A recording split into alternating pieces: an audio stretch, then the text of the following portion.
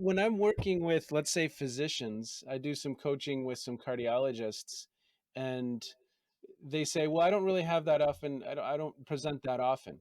And I try and reframe that for them and say, "You present all day long. It's just that your audience happens to be three or four, but you're working to influence this patient, which is leadership.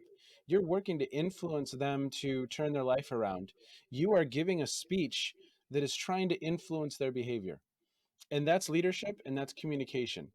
You are telling stories to your colleagues in meetings and trying to influence the group to move in a certain way. And are you communicating that in a way that your idea gains traction?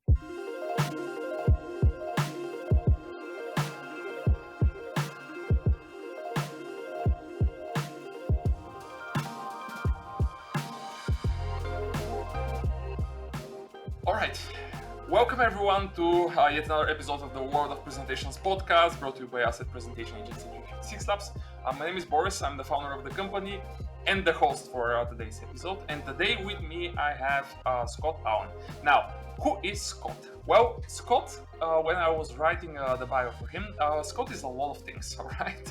And I mean so many that is a little bit hard to even choose which one I should say. So, who is he? He's a professor who teaches leadership and executive communication. He's also a podcaster whose podcast I was recently on, and we had a ton of fun on that one. By the way, Great. it's called It was great. it was called Captivation. Now, the tricky part is that I said podcaster, which doesn't mean that he is running just one podcast, because he is running two of them. The second one is called Phronesis. Is that correct, Scott? Yeah, Phronesis. Renessus. Yeah, the practical wisdom for leaders. And lastly, the third thing is Scott is also an author. He has published more than 50 book chapters and peer-reviewed journals, or at least that's what LinkedIn says. And I verified it. He's also the co-author of the book, The Little Book of Leadership Development: 50 Ways to Bring Out the Leader in Every Employee. And I'll stop here, everyone. All right, because I can continue speaking about who Scott is for many hours. Scott, welcome to the podcast. Thank you, sir. It's a pleasure to be here. I really appreciate the opportunity, Boris. And we had a lot of fun a couple weeks back. I will be completely honest that the episode that we recorded on your podcast was probably one of the most, how can I even call it? Like, this was me in my most transparent and my most honest way of speaking. You were so blunt. I titled the episode "It's Over," because you said you combined your skills with presentation skills. It's over, right? Yeah, this was one of the very few episodes that I actually listened myself back. Like when I'm guest on podcasts, I rarely listen afterwards. Because I obviously experienced it already. But this one, I was like, this was so cool. I need to listen to it again and see how it actually sounds for the audience. Of course, I found some mistakes in my English, but that is a completely different story. Now let's focus on the important part. You are doing a lot of things related to communication. You teach that topic. I would say that you are in one way or the other part of the presentation industry. In that industry, everyone has a very strange and very unique story how they ended up being part of that industry. So how did you end up being part of that industry? What's your story?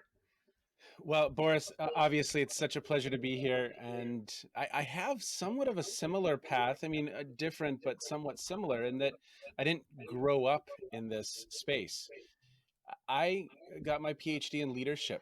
And that's the passion topic of mine, which is how do we help people be more effective when leading others?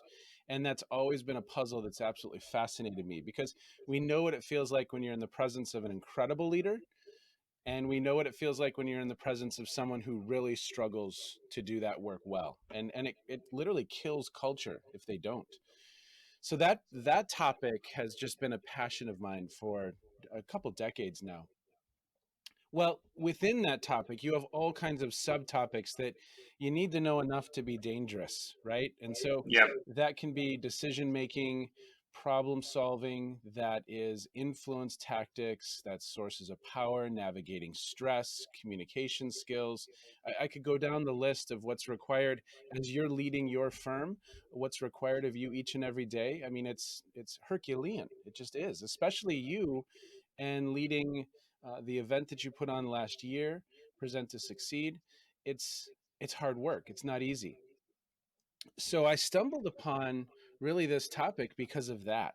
So as a leader, can you stand up and can you energize, can you mobilize, can you connect, and do others feel? Do they feel excited, enthused, and energized about where we're going? So I actually was introduced to the topic because I was told I was going to teach business communication. Now, in the minds of a sophomore, right, Yeah, in university, business communication, writing memos, and doing presentations is probably a form, one of the layers of hell, right? It's a form of torture, writing a memo. correct. Yeah. And it was my mission to make that course the best course in the College of Business. I said, this can be exciting, this can be fun, we can do good work, we can have a good time. And as a result of me teaching the course, I was practicing each and every day. I was walking in the room, and if I'm practicing presentation skills, and if I have that mindset when I walk in the classroom, well, then that's an opportunity for me as well to model great communication skills with the students. So that really started my journey. And I would do things, Boris, like I would say, if you hear me say a space filler, or like, you get a point on the midterm. So I Oh, all literally right. kind of game theoried my way out of some of those ticks. And I literally was practicing. That's the mindset I had each and every day. So that was my path in. And then over the years, I've come across the work of Gar Reynolds and Nancy Duarte and other individuals that have been really, really influential in my own better understanding of the topic. Because, like I said, you know, I love your story because your story is moving from one domain into this domain. And I think I even mentioned on the episode, there's a book called Range, which is really about how generalists can thrive in a very specialized world because you come to this new space with fresh eyes that maybe everyone else may not have at this point. So I view it as a strength. It's not my background, but I'm learning, I'm curious, and meeting people like you all over the world who are doing really cool work, that's just fun, right? I agree. Completely agree. It should be fun. Yeah. Otherwise, yeah. I mean, anyway, what you said about like your approach to your sessions with the students was obviously very, very unique.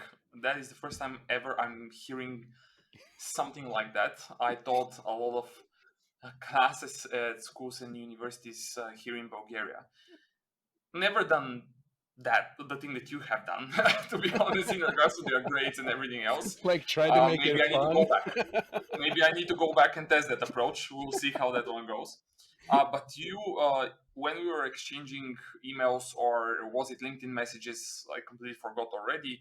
You mentioned that the topic of deliberate practice, Yeah. something that you already mentioned, like you were practicing as part of the process of teaching. Deliberate practice is something that you really love to talk about and to more or less discuss. Why? Like, tell us more about that. Yes. And how do we connect that to the presentation world? Because the people that are listening to this podcast are here to improve in their communications and presentation skills overall. Boris, this is such a fun topic. And again, I think this is exactly a perfect example of if people in the industry have never heard of this content, then potentially we may be limited in our ability to help people. But if my master goal is helping to better prepare people to be successful when leading, how do I even begin to do that with excellence? Truly, truly develop the skill in those individuals to be more successful in a formal or informal position of leadership. So there's this really, really funky, cool branch of psychology called the expertise literature.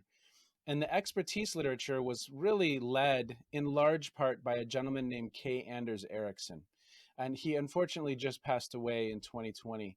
Great thinker, powerful thinker. And he had this passion about learning how people work at the highest levels. He didn't care. He didn't care if it was cello, wrestling, baseball, surgeon, teacher, pilot. He didn't care. He just wanted to know, how do people get to the highest levels? And he and some colleagues in 1993 wrote this really kind of seminal work called Deliberate Practice. And there's a longer title to it, but it was a journal article. And that fundamentally shifted how I think about kind of everything, whether it's my work in the classroom or public speaking. Now, deliberate practice is interesting. So first of all, I need to go to kind of experts. What did they find out about what separates an expert from a novice?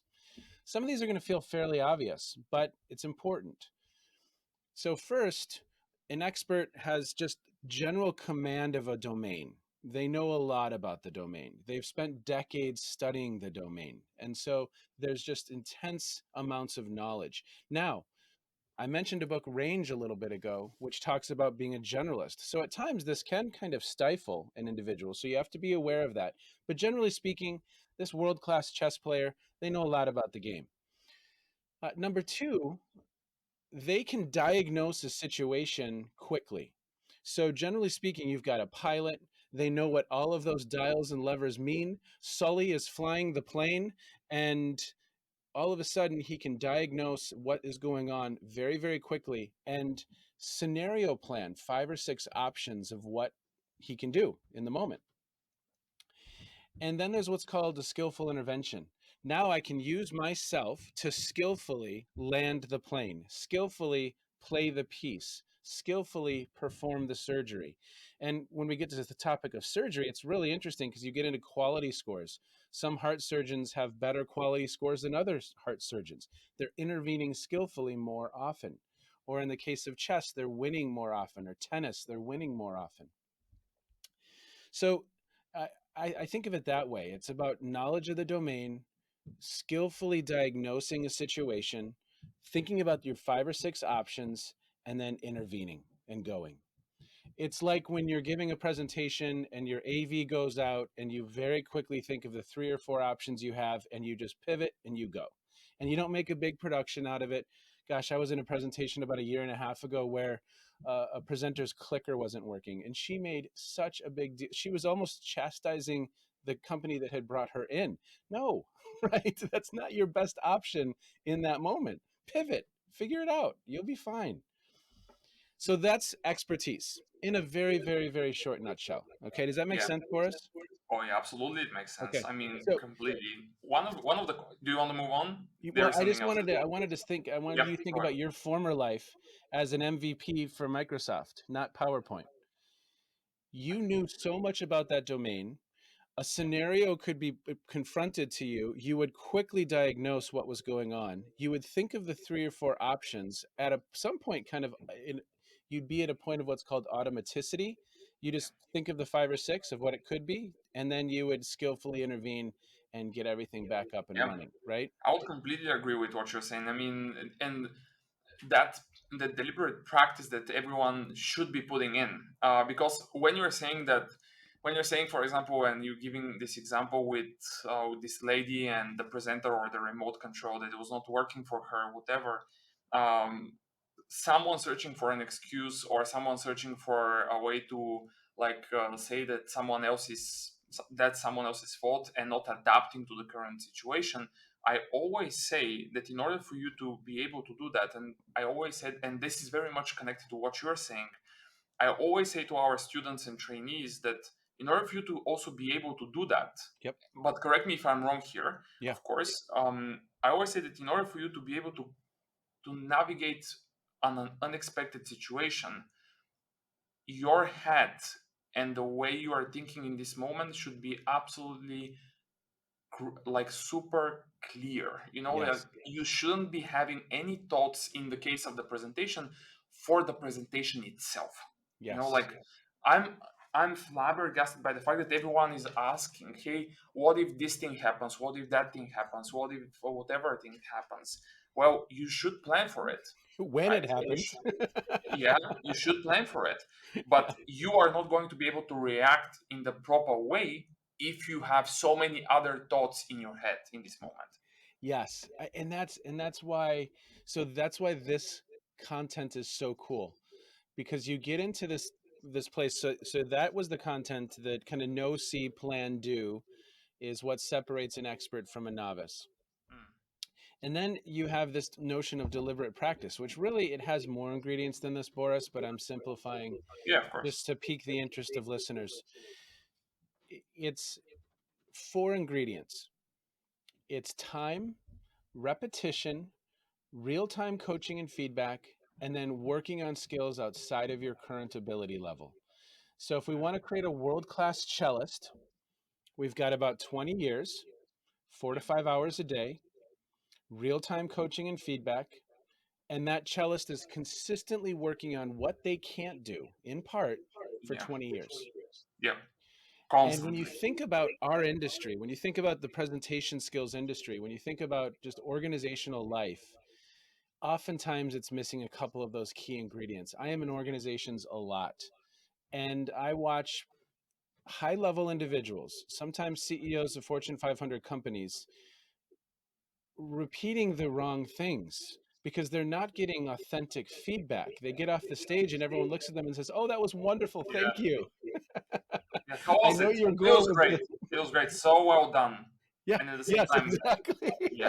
Like, how was I it? know your It goal was there great. is to inspire, but you use no words that communicate enthusiasm, right? Yeah, And so those four ingredients are critical. World-class surgeon, time, repetition, real-time coaching and feedback. They're working under another surgeon doing the surgery for sometimes years, and then working on skills outside of your current ability level. yeah. By the So, way, when you're saying all of that, sorry to interrupt you, it's just that I I think it was like 3 or 4 months ago yeah. when Netflix announced a series with some of the best coaches on the planet. Like, Ah, sports is, when you're saying all of those things, like, you can apply that very easily in the world of sports, yes. like extremely easily. And I Yes. remember that I was looking, my favorite coach, and I don't know why, to be honest, is in the Jose Mourinho, who is the football coach of, back then was of Chelsea, the football club Chelsea, Real Madrid, many, many, many others. Yeah. But then there was an episode with the coach of Serena Williams, Ah, yeah. and this guy, first of all, he is obviously one of the best, if not the best, tennis coaches on the planet. I'm not the expert to comment whether or not he is the best. I don't know. But it's like, when you're talking about the automaticity, I Yes. heard him saying that in many players, there are again levels, Yes. and many tennis players are chasing mastery, you know, Yep. when in the case of Serena, she is a master. She is not chasing mastery anymore. Yes. He said, and I will never forget that. He said there is another level that's above mastery, and this is Serena. In her case, it is automatic. Yes. Like, and when I heard it, I was like, damn, that is, like, it is automatic. But you've Like, done she's not that. even thinking about it. Yeah, It's so you've done ingrained that. in her. It's just part of her. Yes, yes, and you've done that, Boris. I mean, again, in your IT life, you were doing that work. It was just simply a different domain. Yeah, And so this book fundamentally shifted how I thought about our work, because and actually it was this book where Malcolm Gladwell created the 10,000 hour rule, which is just it's almost a bastardization of Erickson's work, because the Beatles can't sit in the Cavern Club and just play. Yeah, they're going to get better. Or you can put me on a golf course today for 10,000 hours and I'll probably improve, but I'm also going to build some bad habits. I might not improve as quickly and as efficiently as I could if I had a coach and if I was repeating the right behaviors. So I think to your point from previously, if we get a lot of this to a place of automaticity, I don't have to think about space fillers. I don't have to think about eye contact, hand gestures. My content is, if I'm using a Gar Reynolds or Nancy Duarte style, I haven't set up a slide for me to fail in the first yeah, place, right? yeah. Because as you see often, I'm sure, people put slides into motion that they can't win. They've literally killed themselves before they began and killed the energy of the audience before they began. So if I've set myself up, then when, I always say in my own training, it's not if something goes wrong, it's when something goes wrong. You're freer to react, Yeah. slow down, and think of those three or four options, pivot, and go. Yeah. And I think that's for me this really, really cool place. When you think about presentation skills, though, we oftentimes are missing that practice field. We're missing that place where we can review the tape with an expert who can give us feedback so that we can continue that loop and really truly build expertise. I mean, I think, I think that we are also missing the first few points that you mentioned, the time and the practice itself. But that is, I believe, huge. I mean, yes, I would say that there are very few people, and yet it's very strange correlation. You can say that that the people that are spending the most time in just improving their communications or presentation skills are some of the most successful people on the planet, yes, which is very strange correlation if you think about it, right? I mean, makes you think about it, yes. right? Makes you Well, think about it. and so, Boris, as you know, as an educator, I'm in a college of business, and I would say to students, "Okay, go practice this, and we're going to watch your final presentation." And of course, they wouldn't, and there really wasn't a practice field. So, something I've been exploring, one of those things on the list in recent years was, can we create a practice field? Can we create a space where people can go, they can get in some of those reps? We can use AI, like on the back end, like a rev.ai that's going to perform a transcript analysis of what just happened. And we can look for some keywords and we can really, did you communicate a roadmap? Did you communicate enthusiasm? Did you communicate in any way, shape, or form confidence in what you were saying? And if we can give that feedback to students, so I have a class this fall. The students are going to be giving a presentation in October, later in October. So they're going to practice in the system 10 times. The sole reason for that is deliberate practice. Mm. Time, repetition, real time coaching and feedback. In this case, it's the system before we get to a human. So at least know you've gone through some reps. Yeah, yeah, yeah, And then working on skills outside of your current ability level. So, for instance, would be it's tracking the number of space fillers. So if I'm using three or four space fillers on average per minute, can I get that down to two? yeah, And that's in that case is that real time coaching or that real time coaching and feedback for the learner.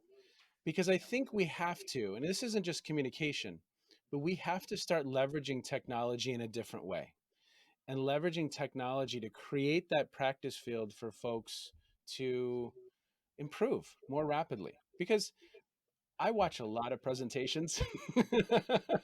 I want to watch their 11th go through, not their second. yeah, yeah. By the way, one of the interesting things that I remember now, it happened during the conference. Like, we're recording this in what? It's October now in 2021. So the first session of the conference was in April, and one of our speakers was Scott Carman, who is the CEO of Silver Fox Productions. Okay. It's a huge presentation agency located in the Seattle area. So Scott had this moment in time, because I know some of the customers that they are working with, and they're incredible in what they're doing with his team. Like, I always said to our team, and when I was talking with him, that our team has a huge respect of what those guys there are doing. Uh, and we were just discussing as part of the conference. I brought up a question for him that, because of the nature of people that he's working with, sometimes, and I know it from him, sometimes those tech leaders are going to those product keynotes, which the Yes. whole world see, Yes. and yet they don't rehearse them. Yes. And I asked him, like, Scott, there was more. Like, everyone is, I would say, I'm wondering, how do they, like, how is a person who hasn't rehearsed that content go on stage and just nail it? And what he said became probably the quote of the whole conference, because Yeah. he said, this person was always prepared because he was constantly preparing. Okay. And when I heard that, I was like, yeah, that makes so, and you can again relate it very easily to everything that you are saying. Yes. The time, the repetition, again, in his case, work with a person who is a coach from the Silver Fox Productions team, of course, but not like in specific cases, but constantly. Like every single moment when Yes. he or she is available, they work with them. And so when the moment hits, they just have so much experience already Yes. that, yeah, that it becomes automatic. Well, For them, it just becomes easy. yes, Boris, and again, there's a mindset here.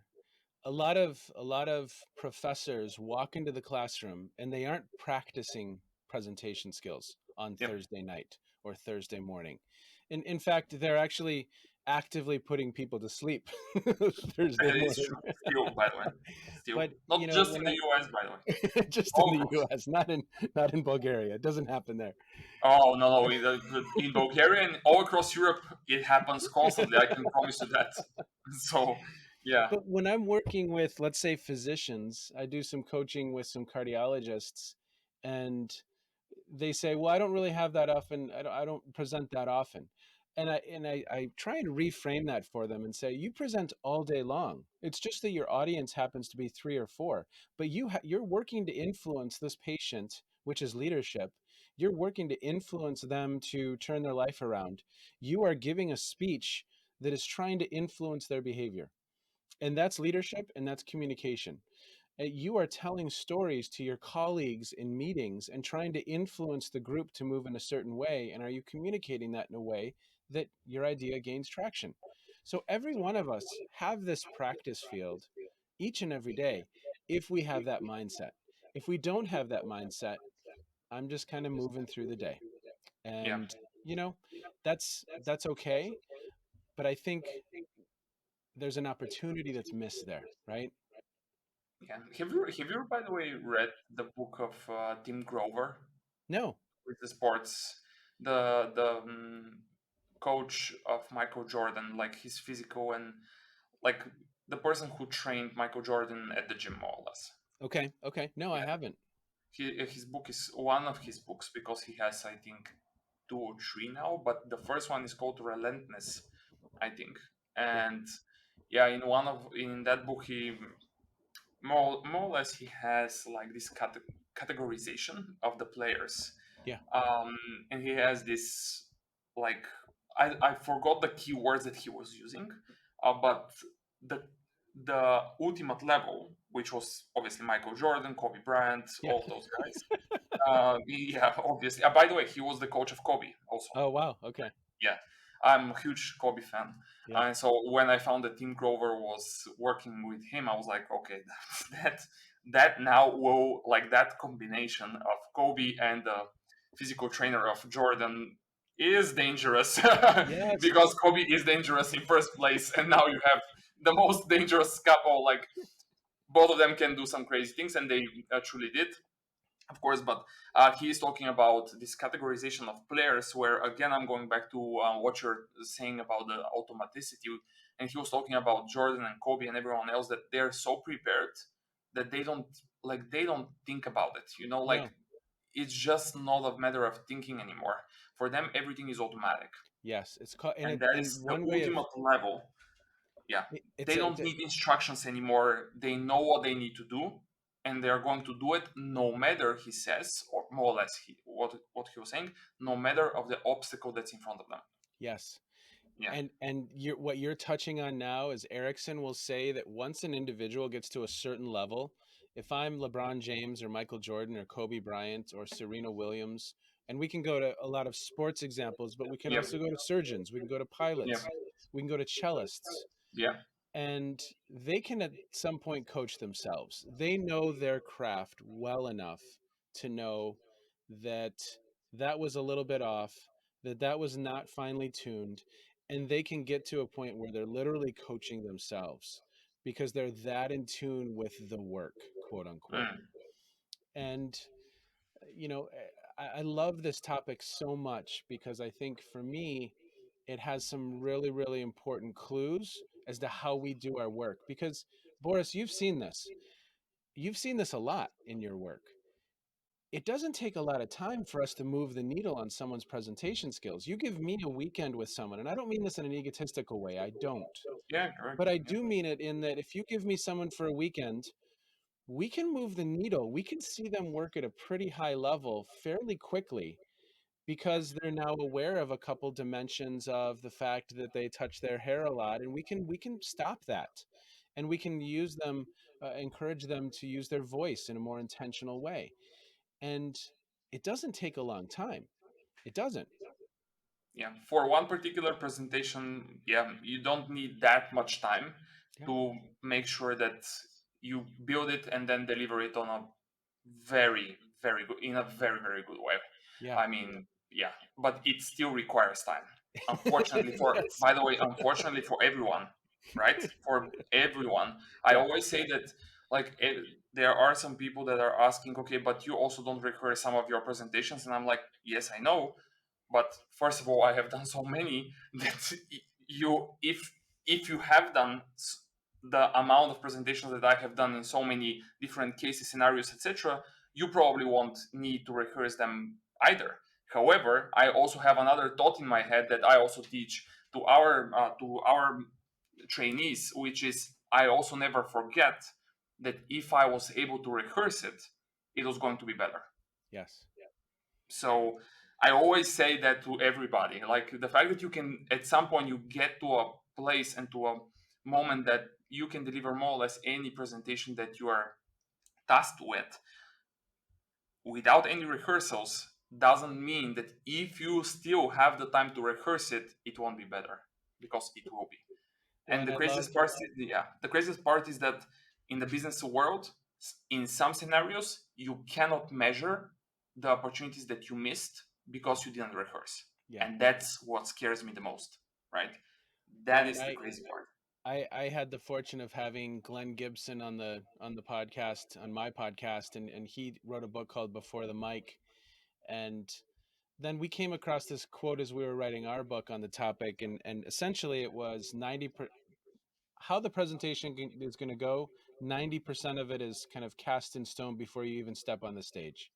Yeah, So for me, I also think about that. Sometimes for me right now, I have a 5 hour presentation this Friday with a Fortune 500 auto manufacturing company. yeah, 5 hours, 54 people, 5 hours. How do I make them walk out saying that was incredible? That's my bar. I want Serena, I want Jordan, I want Kobe. I'm not going to get there, but that's what I'm shooting for. So for me, the practice in that situation, and the rehearsal is me constantly going back to that agenda, thinking about the flow and the energy in the room, thinking about what activity we're going to do that's going to make time move quickly, and really doing that work. Because I know that once I get up on the stage, it's fairly cast in stone as to how this thing's going to go, what I'm putting into motion. And so for me, rehearsal can also be that design work and really focusing on that design work. Does that make sense? oh yeah, absolutely. To me, yeah. Hopefully to our hopefully to our listeners, and whoever watches on YouTube, that makes sense. So let's repeat those four areas, and let's try to correlate them very quickly to the context of presentations, because I don't think that we have to say, okay, that doesn't work in the sales field, or it doesn't work in the IT world, or whatever, because I think these four that you mentioned work very well in any field and I any do. presentation for that matter. So what I were the four things? The first one was time, time. right? Time. So what So does it mean Boris, for us? pardon me. What does that mean for a presenter, for a business person who needs to be presenting? Okay. How is that related? Reframe your day that you can be practicing in every interaction that you engage in. You can be practicing your use of voice. I don't care if you're on a phone call. I don't care if you're on a Zoom or a Teams meeting. I don't care if you're in person. I don't care if you're speaking with 1,000 people or three. You can practice your use of voice. I can switch my pitch, my tone, my pace. I can do all of that. So, are you Yeah, reframing your day as an opportunity to practice communication skills? Bottom line. So, that's time. So, sometimes yeah, people say, well, I don't have the time to practice. Yeah, you do all day long. Reframe how you're thinking about your day, right? So, time, yeah. Number one. repetition, repetition. Now, this is a little bit dangerous because, again, it's the cellist who's playing the piece over and over and over and getting to that place of automaticity. It's the person who's throwing the free throws over and over and over and practicing. And so repetition is important, but you have to be repeating the right things. Otherwise, you build some habits that may not serve you well. Yeah. I was in a Fortune 500 company not long ago. This is pre-COVID, and the speaker paced, and it was a back and forth unconscious pacing. All right. And that was pretty ingrained in how this individual presented. It happened a few times as I saw them present on a couple of occasions. So they had repeated that behavior, but it wasn't a behavior that was serving them well. Maybe if I'm a coach before a game firing the team up, that might be a different, but make it intentional, make it deliberate. So repetition is important, but we have to be repeating the correct things. And so do you have someone in the organization? This gets to real-time coaching and feedback. Yeah, the third component. Have I tapped you, Boris, and said, hey, every time will you count my space fillers? Or will you let me know if how the tone I'm setting is correct? Or will you look for any nervous tics that maybe I employ that I'm not aware of? So you're having an opportunity to get some feedback. This is also, at least in the context of football or soccer or football. Yeah. In Europe, it's football. My American came out there. Yeah. But in the context of football, we're going to watch the tape, we're going to review it, and we're going to look at what was happening. And that coaching and feedback can happen in that moment as well. So, that coaching and feedback and tapping that trusted advisor externally, the work that you do, or internally, a colleague, to say to you the brutal facts is critical. Yeah. And then I've never perceived myself, Boris, I used to be so nervous before presentations. And thankfully, I had to teach that course because it kind of kicked it out of me, the nerves part. But uh, w- the whole last piece of working on skills outside of your current ability level, I don't necessarily have the identity as someone who's an incredible storyteller. So I'm actively practicing that now. I'm actively practicing and weaving in stories into my presentations as an opportunity to practice. Yeah. And that's important. So I'm working on that skill. It's outside of my current ability level, or at least that's my perception. So I'm intentionally building that into my presentations. So I have to spend 4 minutes telling a story that's animated, that has humor, that captivates the audience, and has the result I'm looking for. And now I'm not there yet. Sometimes, I don't get the laughs I was hoping for. But Sometimes, because in those moments, I feel, at least me, I feel a little bit like a stand-up comedian, right? I'm trying to weave in some humor and trying to tell the story and get the result I'm looking for. But so time, repetition, work, real-time coaching and feedback, and then working on skills outside of your current ability level. Those are four great starting points. And this is the book. For those of you on YouTube, you can see that this is called Peak. And for those of you who are listening, it's Peak Secrets from the New Science of Expertise, and it's Anders Ericsson. He is the author, along with Robert Poole, and it's a wonderful lens through which to look at this topic, right? I'll make sure that we put the link to the book in the show notes so that everyone can find it easily after and when they're consuming this one. So no worries whatsoever. All Cool. right, Scott, it's already 37 minutes into the game. So tell me two more things. All right. So Okay. the first one is, who is that person? One person though. All right.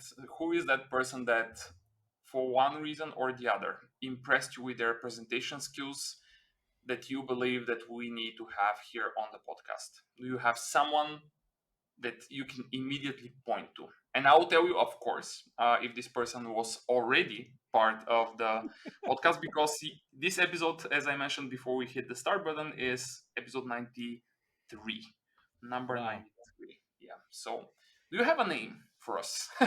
Do I have a It's not name? allowed, or it's not allowed for you to mention yourself again. All right, it's not fair.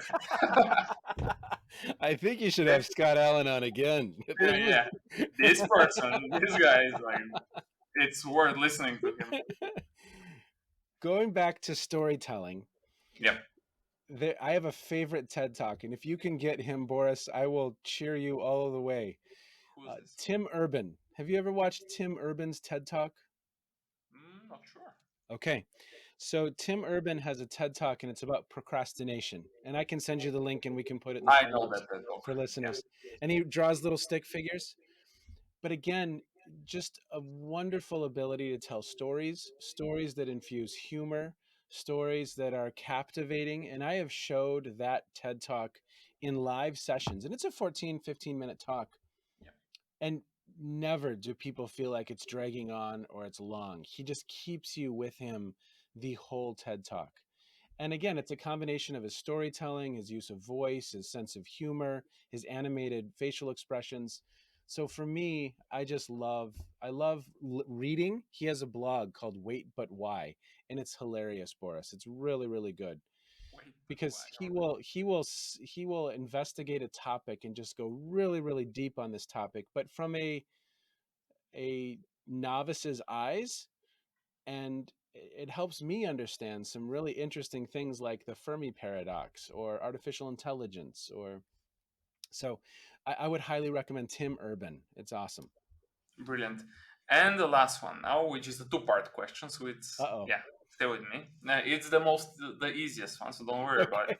Okay. Where can people find more about what you're doing, like for yourself, like where people can connect so they can talk with you potentially, and what is the best place for them to see the crazy amount of things that you are involved in? I really like connecting with people on LinkedIn. I'm pretty active on LinkedIn. So that's a All great place. Scott J. Allen. I'm at John Carroll University in the College of Business, which is in Cleveland, Ohio, USA. And so that's the best way to get in touch with me is Scott J. Allen on LinkedIn. Should we link the podcasts too? Yes. So one podcast, and I'm on episode 89. So I feel you. We are in a similar space, right? I mean, Nice. it's work. It's work. Episode 89 of Phronesis or Phronesis, Practical Wisdom for Leaders. And I speak with scholars all over the world about how they're thinking about leadership and how do we help people better prepare to serve in those very challenging roles. And then the second podcast is called Captovation, and that's with an O. So we combined captivate with ovation. So attract applause, Captovation. And that's the name of that podcast. And in that podcast, again, I have conversations with people like you, awesome people who are doing incredible things in the world to advance the field, to advance our understanding, and to help people better prepare to serve in that role, right? If I'm speaking to a group of 500, can I stand up on the stage and knock it out of the park? I love that work. That's really, really cool. So those are the two podcasts. All right. So we have the LinkedIn profile. I wrote that down, and the two podcasts. I'll Great. also make sure that we link up the book that you co-authored. Okay. And I'll stop there because there are so many things that I can link that I will leave it to the audience and leave it to the listeners and to the viewers to check them out afterwards. Scott, that was a My my super friend nice my talk. friend calls it, and I believe you're of a similar ilk, but my friend calls it healthy ADD. He Yeah. said, well, you have ADD, but it's healthy. And I said, are you sure it's healthy? Yeah. But there's too many fun things to learn about, right? That is true. I completely agree. Thanks for stopping by here and making this one and doing this podcast episode. It was so much fun. Yep. For sure, we need to stay in touch for some other episodes. We know that we need to invite you again. You haven't said it out loud, but everyone understood that needs to happen. So we'll make it happen. Don't worry about it. Don't worry about it. And for everyone who is listening, all of the links, all of the podcasts, absolutely everything that we talked about in this episode with Scott will be in the show notes, so you can find it very, very easily. Again, thanks to Scott. And in the meantime, if you also want to check out what we're doing, I believe that 356.com and the conference Present to Succeed are the places that you need to visit. Yes. Thanks everyone for listening. Subscribe if you like that podcast, like it, follow, comment, you know what to do, and see you in the next one. Thank you, Boris. Have a great day.